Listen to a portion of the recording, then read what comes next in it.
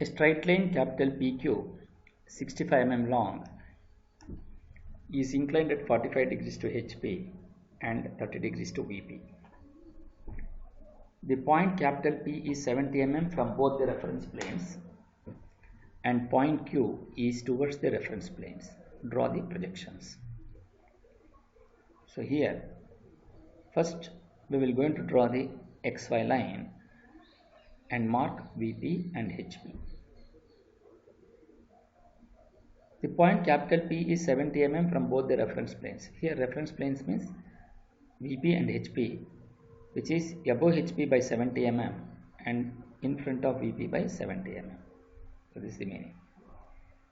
So from here you measure the distance of 70 mm and draw a horizontal line. Similarly, from this point you measure, from this line you measure 70 mm and draw a horizontal line below XY line in front of VP. Consider any point and then draw a vertical projector so that it will going to cut both the horizontal lines.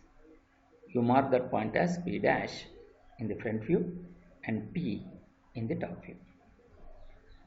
Now he says line capital PQ 65 mm long, so that means it is the true length which is inclined at 45 degrees to HP.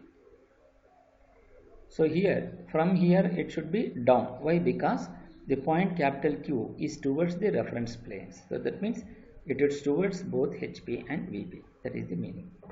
So hence, from this point, by using the protractor, you measure an angle of 45 degree with respect to HP and then draw an inclined line towards the XY line. Similarly, from point P, using the protractor, you measure an angle of 30 degree with respect to the horizontal and then draw an inclined line towards the XY line. Now, the line capital PQ is 65 mm long. So, using the compass, measure the distance of 65 mm and from P dash, you cut an arc on this 45 degree line to get this point Q1 dash. Similarly, from P as center, by taking the same radius of 65, cut an arc on this 30 degree line and draw a horizontal dash dot line both in the front view and also in the top view. So that you mark this point as Q1 dash and you mark this point as Q2 and join between P dash to Q1 dash with little bit thicker than the projector line. Similarly, join P to Q2 in top view with little bit thicker than the projector line. Then mark this point as capital P and capital Q in the front view and similarly capital P and capital Q in the top view and write locus of Q in the front view and also locus of Q in the top view. Now, so this is the true length of the line in HP, that is inclined to HP at 45 degrees, the true length in VP. So this is the true length in HP. Now we will going to find out the top view. To find out the top view, we must consider the true length in VP. So since now the line P dash Q1 dash is the line which is the true length in VP. So that means that line has to be parallel to VP. Therefore, here the point P is in front of VP by 70 mm. Therefore, this point PQ, that is Q1, should also be in front of VP by 70 mm. So, you project from Q1 dash, draw a vertical projector down to the top view such that it will going to touch us the locus of P here.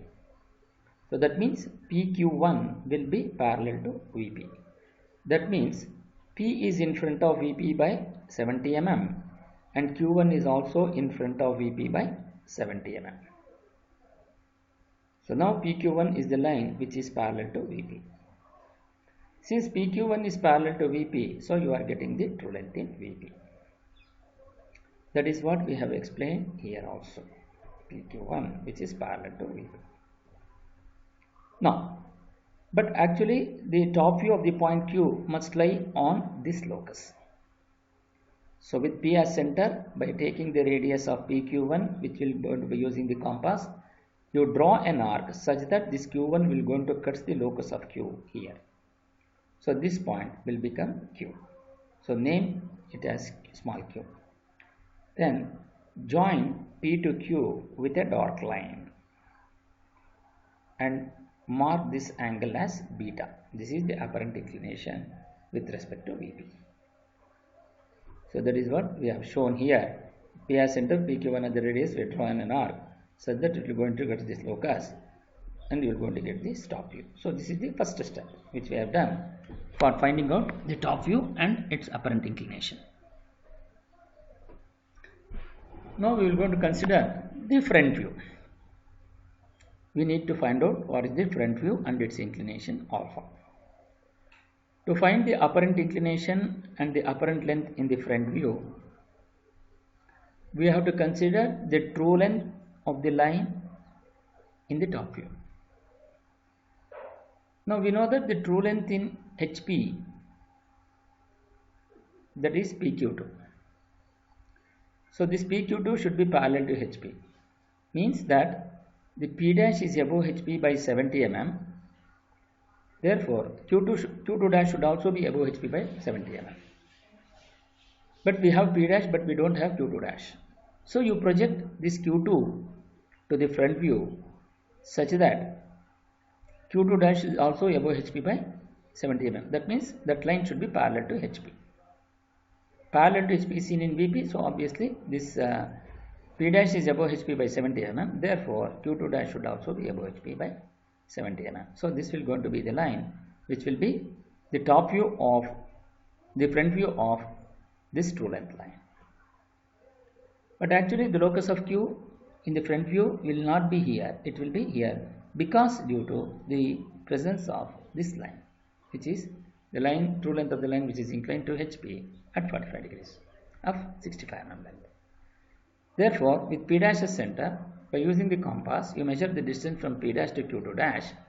You draw an arc such that it will going to cut the locus of Q on this dash dot line, so that you are going to get this point Q dash.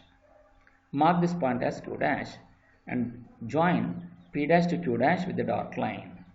So this will going to be the front view and denote this angle as alpha. Then join Q dash and Q, both will going to lie on the same line. So this will going to be the final solution which has to be written in the sketchbook. Similarly here also, now we are taking, we have explained for this top view. So the top view, the second step wherein we are considering the true length in the top view. So that means that line should be parallel to XY line in the front view. So we can see that P dash Q2 dash is the line which is the front view of this PQ2. But Q2 should be above HP by only this distance. So with P dash as center, P dash Q2 dash as the radius, you draw an arc by using the compass such that this Q2 dash will going to cut the locus of Q here, and you mark this point as Q dash and then join P to P dash Q dash with a dark line. So this is how we will be find out the apparent length, apparent inclination and the apparent length in the front view. So this is how we are going to do it in stepwise, and this will going to be the final solution. Since we have not asked for any inclination, so we have not measured any inclination. Instead we have just drawn the projections.